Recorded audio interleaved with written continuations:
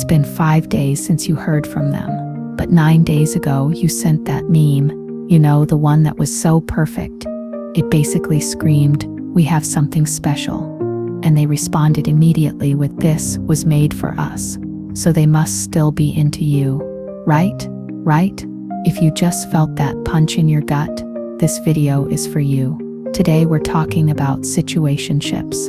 Those torturous, undefined, what are we, romantic entanglements that somehow hurt more than actual relationships when they end. And I'm going to tell you exactly why your brain is obsessed with someone who won't even call you their girlfriend. Why you're more heartbroken over 3 months of breadcrumbs than you were over your 2-year relationship. And why that "we're just keeping it casual" person is living rent-free in your head at 3 a.m. while your actual ex-boyfriend barely crosses your mind anymore. Here's what everyone's been telling you. Your friends say it wasn't even a real relationship. You were only seeing them for a few months. Just get over it already. Your therapist might say, "Well, it sounds like you knew what it was going into it. Why are you so surprised it didn't turn into more?" Society says, if you want something serious, don't get into casual situations. If you're heartbroken over a situationship, that's on you for catching feelings when you knew the deal. The conventional wisdom is that situationships are lesser than practice relationships, casual fun that shouldn't hurt when they end, because they were never that serious anyway, and that you should either be totally cool with casual and not catch feelings, or B, demand commitment from day one and avoid situationships entirely. As if it's that simple. As if your heart comes with an on-off switch. As if you can predict who's going to completely consume your thoughts before you even start. But here's what I've learned. Coaching women through situationship heartbreak. Situationships are often harder to get over than actual relationships, and there's neuroscience to back that up. Because your brain doesn't care about labels and timelines. Your brain cares about chemistry, intermittent reinforcement, and the addictive high of uncertainty mixed with hope. That person you saw casually for 3 months, who texted you sporadically, but when they did, it was electric. Your brain got more dopamine hits from that than from your stable 2-year relationship where you knew exactly where you stood. And here's the part nobody tells you. You're not crazy for being devastated. You're not dramatic for still thinking about them. And you're not weak for wanting more from someone who never promised you anything. You're human, and situationships are specifically designed, whether intentionally or not, to keep you hooked while giving you nothing concrete to hold on to. In this video, I'm breaking down exactly why situationships mess with your head in ways that defined relationships don't. We're covering what situationships actually are and why they feel so real, why the chemistry is so damn addictive, the neuroscience of intermittent reinforcement, the chill girl's trap that keeps you stuck, why undefined endings hurt more than clean breakups, the false choice between hot but unavailable and boring but available, how to create space for someone who does it all for you, and I'm going to tell you something you need to hear. You don't have to settle for breadcrumbs from someone you're attracted to or force yourself to date someone available but wrong for you. There's a third option, and it's better than both. How do I know this? Because I've been there. I've been the girl analyzing text response times like I'm decoding the Da Vinci Code. I've been the one convincing myself that we're just keeping it casual while secretly planning our future together. And I've coached hundreds of women who are more devastated over a 3-month situationship than they were over their 3-year relationship. This isn't about you being too sensitive or reading too much into things. This is about your brain being hijacked by the most powerful drug on earth, intermittent reinforcement, mixed with sexual chemistry and emotional unavailability. So if you're currently refreshing your phone waiting for someone who only texts you when they're bored or horny, stay with me. This is going to make so much sense. First, let's talk about what a situationship actually is and why it feels so much like a relationship that your brain gets confused. Okay, so what exactly is a situationship? A situationship is a romantic relationship that is undefined. Simple definition. Complicated reality. Because it's not just friends with benefits. It's not just casual dating. It's not just hooking up. It's something more, but also somehow less. And that's what makes it so confusing. Let me paint the picture of what this actually looks like. You meet someone, maybe on an app, maybe through friends, maybe at a bar or a party. The chemistry is instant, like butterflies in your stomach. Can't stop thinking about them. Best sex of your life kind of chemistry. The mental connection is stimulating. You have those deep 2 a.m. conversations about life and dreams and philosophy. You laugh at the same stupid things. You send each other memes and music recommendations. And there's a level of comfort between you that you haven't experienced in a long time. But there's no title, no definition. No what are we conversation. And the contact is inconsistent.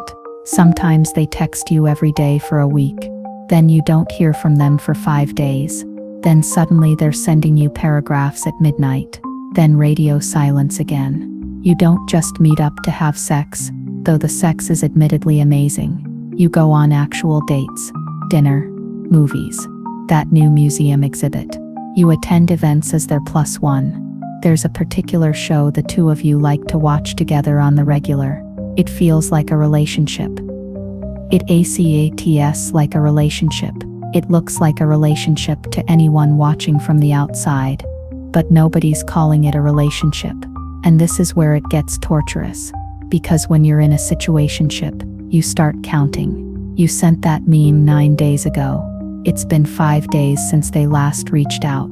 You've seen each other 3 times this month, which is down from 5 times last month. They viewed your Instagram story for 2 minutes ago, but still haven't responded to your text from this morning. Who's counting? You are. Because in a defined relationship, you don't have to count. You know where you stand. You know you'll hear from them. You know what the plan is for the weekend. You know they're your person and you're theirs. But in a situationship, every day without contact feels like evidence. Every text feels like a clue. Every interaction is data you're collecting to answer the question, are we still a thing? Do they still want me? Is this going somewhere? Real talk. What's the longest you've gone without hearing from your situationship while convincing yourself everything was fine? Comment the number of days plus your mental state. Example, 7 days. Told myself they were just busy. Or 2 weeks, kept refreshing Instagram to see if they were alive. Or still waiting. It's been 3 weeks, but we're casual. Let's normalize the absolute insanity of situationship math. Now here's where situationships get even trickier. Sometimes they're clearly defined as casual. Sometimes they're left completely undiscussed. Scenario A. You have the talk, early on. They say something like, I'm not looking for anything serious right now, or let's just see where this goes. Or I like hanging out with you but I'm not ready for a relationship. And you say totally, me neither. I'm just having fun. Even though you're already imagining what your kids would look like. Scenario B. You never have the talk. You just keep hanging out. Keep sleeping together. Keep doing relationship-adjacent things. And neither of you addresses the elephant in the room because you're both afraid of the answer. In scenario A, you feel like an idiot for catching feelings when they warned you. In scenario B, you feel crazy for wanting clarification when everything seems to be going fine. Either way, you lose. But here's the thing that makes situationships so particularly cruel. They feel real. The connection is real. The chemistry is real. The intimacy, both physical and emotional, is real. You're not imagining it. You're not making it up. You're not being delusional. The moments when you're together, those are genuine. The laughter, the sex, the conversations, the way they look at you, that's all real. The problem isn't that the connection is fake. The problem is that the commitment is absent, and your brain doesn't know what to do with that. Because we're wired to attach to people we're intimate with. We're wired to bond with people we're vulnerable with. We're wired to hope for more with people we connect with. And when those people give us intermittent reinforcement, sometimes close, sometimes distant, our brain goes into overdrive trying to figure out the pattern. Which brings me to the next section, because the reason situationships are so addictive has everything to do with how your brain processes reward and uncertainty. And once you understand the neuroscience behind it, you'll realize you're not weak, you're just human, and someone intentionally or not figured out the exact formula to keep you hooked. Okay. We need to talk about why you're more obsessed with someone who barely texts you back than you were with your ex who loved you consistently. Because it doesn't make logical sense, right? But it makes perfect neurological sense. Welcome to the science of intermittent reinforcement. Here's the best way to understand what's happening in your brain. Imagine a slot machine. If you put $1 in and nothing comes out, you stop playing. Obviously. If you put $1 in and $1 comes out every single time, you also stop playing. Because there's no excitement, no anticipation, just predictable exchange. But if you put $1 in and sometimes you get $5 back, sometimes you get nothing, sometimes you get $50, sometimes you get nothing, for 3 rounds in a row, and then suddenly you hit $20, you become addicted. You can't stop. Because your brain is convinced that the next pull could be the big win. That's intermittent reinforcement, and that's exactly what a situationship is. In a situationship, sometimes they're so attentive, texting you all day, making plans, being affectionate, giving you exactly what you want, your brain jackpot.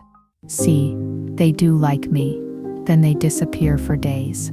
Your brain, where did they go? What happened? Did I do something wrong?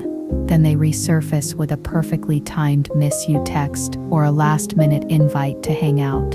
Your brain jackpot, again. I knew they'd come back. This is going somewhere. Then they're distant again. Short responses, busy excuses. Your brain, okay. But if I just figure out the pattern, if I just do the right thing, if I just see what's happening, you're not choosing to be obsessed with them. Your brain is literally being trained to be obsessed with them. Every time they pull back and then come back, your brain gets a hit of dopamine. And dopamine is one of the most addictive chemicals in your body. This is the same mechanism that makes people addicted to gambling, social media, and yes, emotionally unavailable people. Now add sexual chemistry to this equation. Because here's what you said at the beginning. The chemistry is pretty hot. Understatement of the year, right? The sex is probably mind-blowing. The physical attraction is off the charts. Every time you see them, there's this charge in the air. And when you have sex with someone you're chemically attracted to, your brain releases dopamine, reward pleasure, oxytocin, bonding attachment, serotonin, mood regulation. Basically, your brain is getting flooded with feel-good chemicals every time you're intimate with this person. And then they disappear. And your brain goes into double withdrawal. It's not a metaphor, it's literal chemical withdrawal. And what does your brain want when it's in withdrawal? More of the drug. But it's not just physical, is it? You said the mental connection is stimulating. This is what makes situationships so particularly devastating. Because you're not just physically attracted to them, you're mentally and emotionally connected to them. You have those conversations that make you feel seen, understood. Like you found someone who finally gets you. Maybe they're intelligent in a way that challenges you. Maybe they're creative in a way that inspires you. Maybe they're damaged in a way that makes you feel needed. Whatever it is, your brain has decided this person is special. And once your brain decides someone is special, it doesn't want to let go, even when all the evidence suggests you should. Okay, I need to know, what time is it where you are right now? And are you thinking about your situationship? Because I'm writing this at 10 a.m. But I know some of you are watching this at 2 a.m. in a spiral. Comment your current time plus your situation example. 2:47 a.m. Just check their Instagram again. Or 4 p.m. at work. Can't concentrate. or 11 p.m. debating whether to text them. Let's prove that situationship obsession doesn't follow business hours. And then there's a level of comfort between the two of you that you haven't experienced in a long time. This line right here. This is why you're so stuck. Because you have experienced something special with them. It's not all in your head. The comfort is real. The ease is real. The feeling of I can be myself with this person's is real. And that's rare. You've dated other people. You've been in relationships. And maybe those were fine, but they didn't have this. So your brain is like, but we have something different with this person. Something better. We can't just walk away from this. And you're right. It is different. But different doesn't mean sustainable. And rare doesn't mean right. So let's recap what your brain is dealing with. Intermittent reinforcement creating dopamine addiction. Sexual chemistry creating bonding. Hormones, mental connection. Creating emotional attachment. Rare sense of comfort. Creating fear of loss. Undefined status. Creating constant uncertainty and analysis. It's not one thing. It's all of these things combined. Your brain is being hit from every angle. And then people wonder why you can't just get over it. You're not trying to get over a person. You're trying to get over a neurological addiction. And the worst part, the reason it's so hard to breathe, you keep going back for just one more hit. Let's talk about the role you're playing in this situationship, because I know what you did. I know because I've done it too. When things started, either they said something like, I'm not looking for anything serious, or the topic just never came up, and you said or conveyed through your actions that you were totally cool with that. You became the chill girl. You know the chill girl, right? She's cool, she's easygoing, she doesn't catch feelings, she doesn't need labels or definitions, she's not clingy or needy or demanding. She can hang out and have great sex and deep conversations, and then go days without contact and be totally fine with it. She doesn't ask, what are we? She doesn't bring up the future. She doesn't expect consistency or commitment. She's just vibing. The cool girl, the chill girl, the girl who's so secure and independent that she doesn't need anything from anyone. And you know what? She doesn't exist. Or if she does exist, she's not you. Because if she were you, you wouldn't be watching this video right now. Because here's what being the chill girl actually looks like. They don't text you for 4 days. You want to reach out, but chill girl wouldn't do that. So you wait. They cancel plans last minute. You're disappointed, but chill girl would be understanding. So you say no worries. They mention being on a dating app. Your stomach drops, but chill girl isn't exclusive with them anyway. So you act unbothered. They don't invite you to their friend's party. You feel hurt, but chill girl doesn't need to be included in everything. So you stay quiet. You want to know where this is going, but chill girl doesn't pressure people. So you don't ask. You're performing constantly.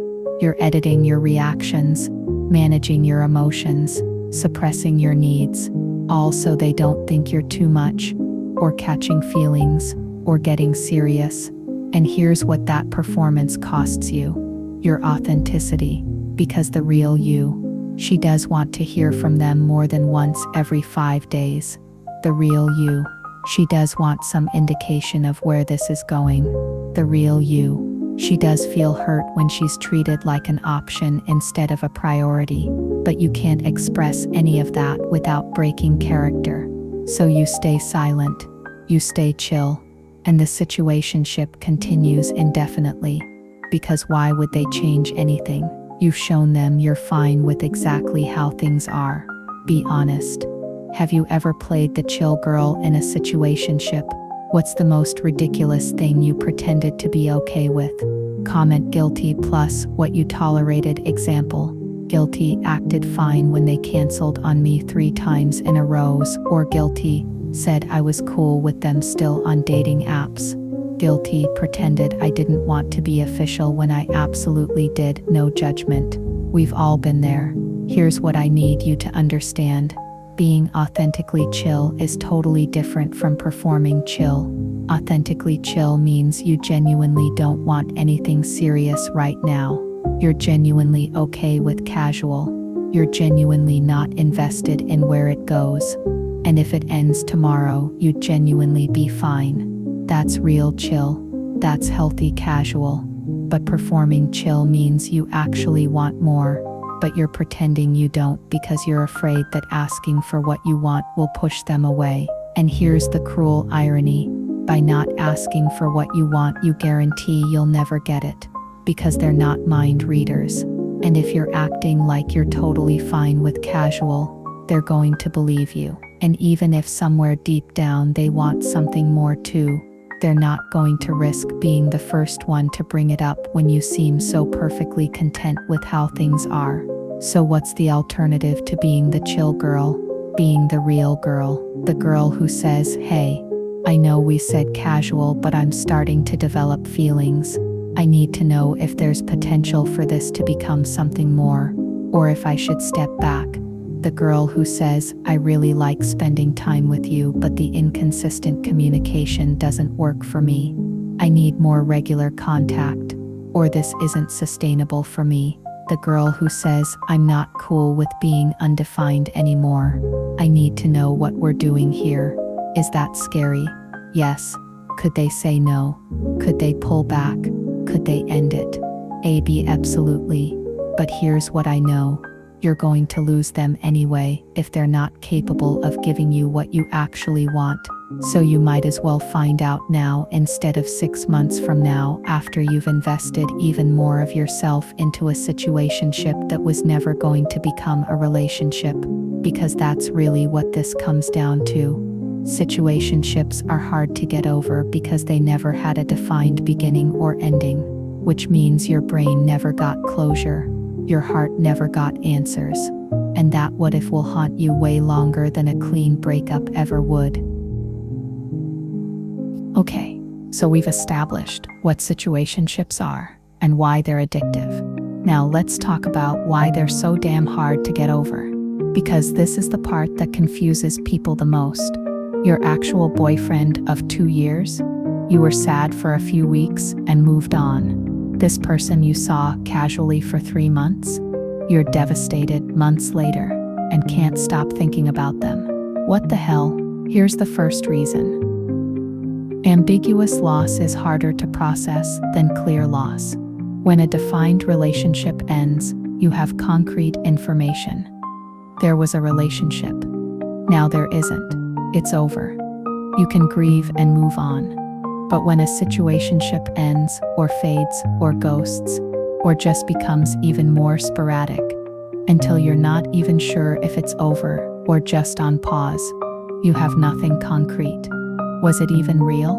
Did they ever actually care? Did you imagine the connection? Was it always casual to them when it felt serious to you? Is it over? Or could it start again if you just wait long enough? Your brain can't process grief without answers. So instead of grieving, you ruminate. You replay every conversation. You analyze every text. You try to figure out what was real and what was performance. You wonder if you misread the entire thing, and that rumination, that keeps you stuck way longer than clean grief ever would. And here's the second reason. You're not grieving what was. You're grieving what could have been. In a relationship, you know what you had. You experience the full thing. And when it ends, you grieve the actual relationship that existed. But in a situationship, you only got glimpses of what it could be. Those amazing dates, those deep conversations, those moments where it felt so right. And your brain filled in the rest with potential. If we just became official. If they just committed, if we just had more time, it could be so good. And grieving potential is torture, because you can't argue with potential. You can't prove it wrong. You can't say, actually, we weren't that compatible, when you never got to test it fully. The fantasy of what it could have been will always be more perfect than any reality. And that fantasy is what you're actually mourning. Real question. What's the weather like where you are right now? And are you currently getting over or stuck on a situationship? Because whether it's sunny or stormy outside, I want you to know healing is possible. Comment your weather plus your status. Example, rainy in Seattle, 3 months out from situationship, still think about them daily. Or sunny in Miami, currently in a situationship and don't know how to leave. Or snowing in Toronto, 6 months free and finally feeling better. Let's create a global map of situationship survival. Third reason, you were rejected without ever officially being chosen. Think about that mindfuck for a second. In a relationship, someone chose you explicitly. Will you be my girlfriend? Yes, I want to be with you. You're mine and I'm yours. So when it ends, yes, it hurts. But you were wanted. You were chosen. It just didn't work out. But in a situationship, you were never officially chosen. They liked you enough to keep seeing you, but not enough to commit to you. They wanted you around, but not badly enough to make it official. They enjoyed your company, but not enough to prioritize you consistently. So when it ends or fades, you're left with this awful feeling. I was good enough to sleep with, good enough to hang out with, but not good enough to actually date. And that hits different than a clean breakup, because it feels less like we tried and it didn't work, and more like you were evaluated and found lacking. And here's what I want you to really understand about why situationships hurt so much. They chose the chemistry. They chose the availability. They chose the convenience. But they didn't choose you. Or more accurately, they chose the benefits of you without the responsibility of you.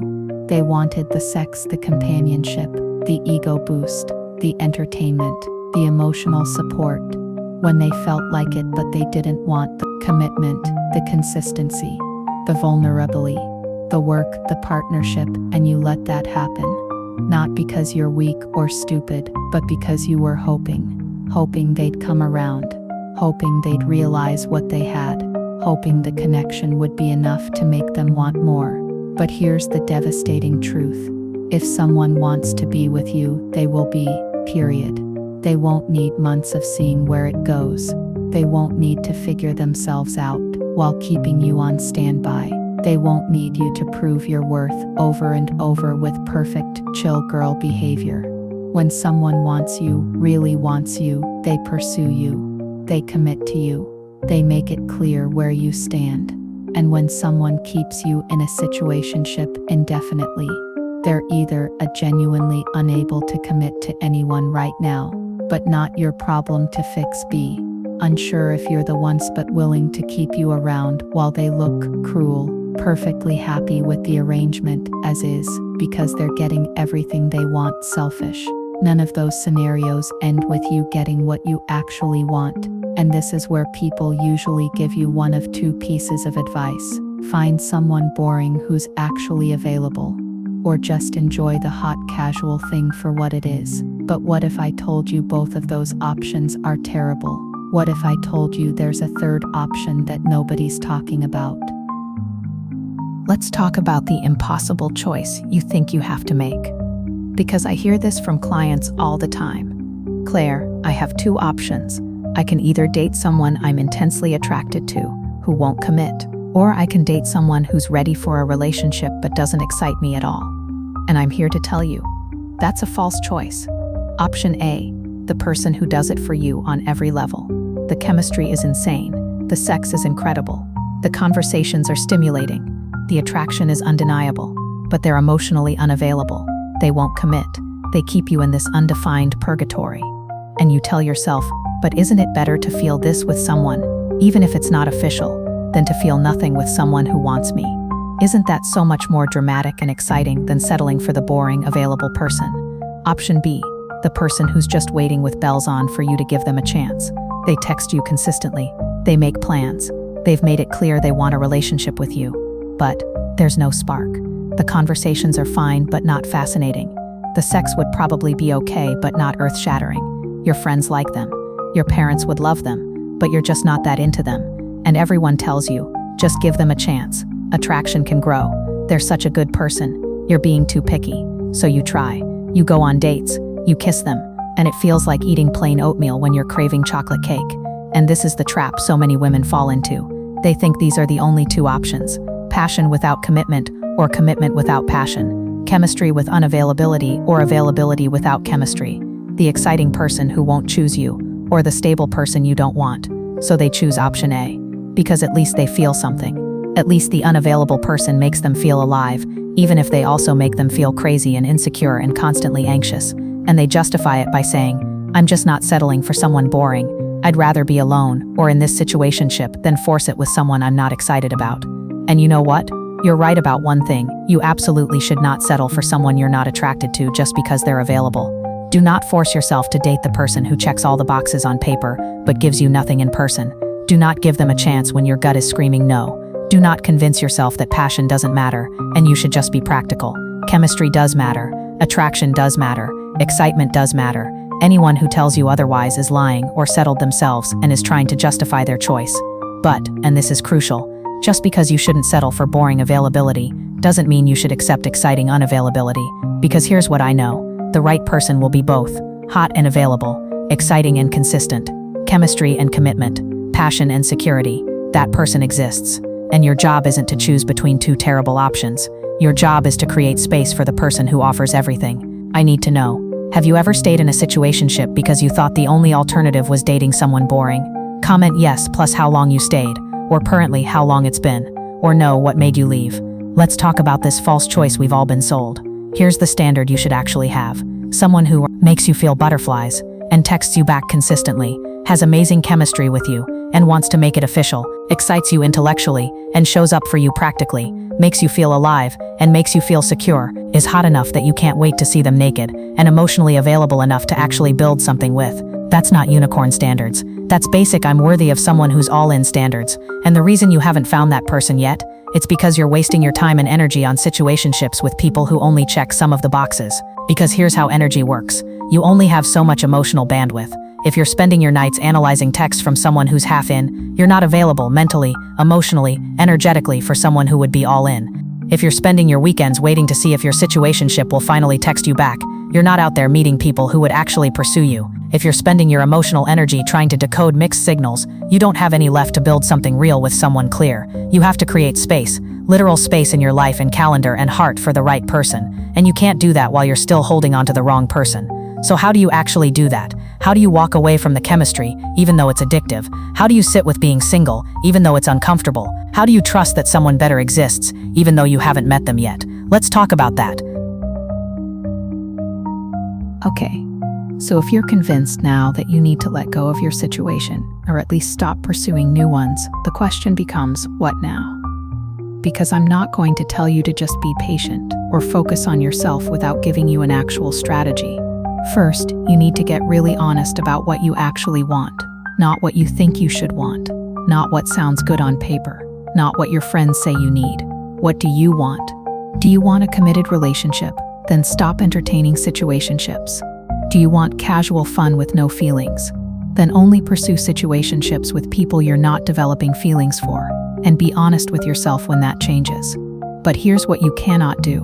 You cannot enter a situationship hoping it will become a relationship, because that's not a situationship. That's a relationship audition where only one person knows they're auditioning, and you will lose every time.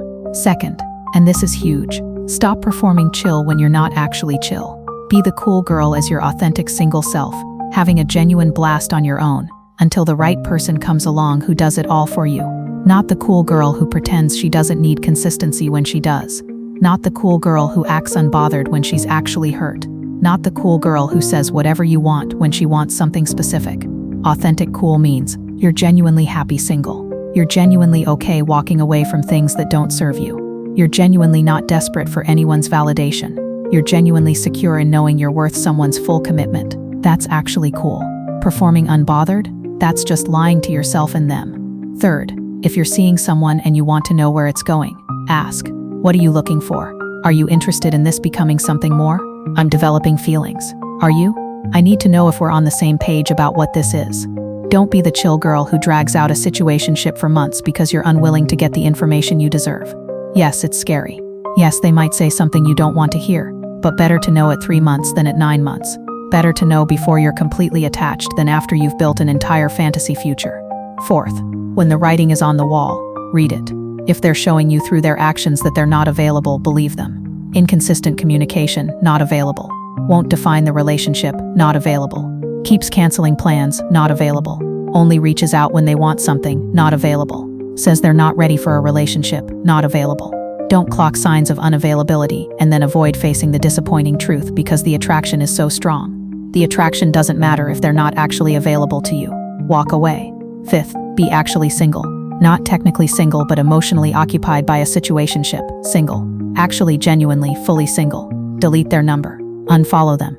Stop checking their Instagram. Stop texting them when you're bored or lonely or horny. Create space.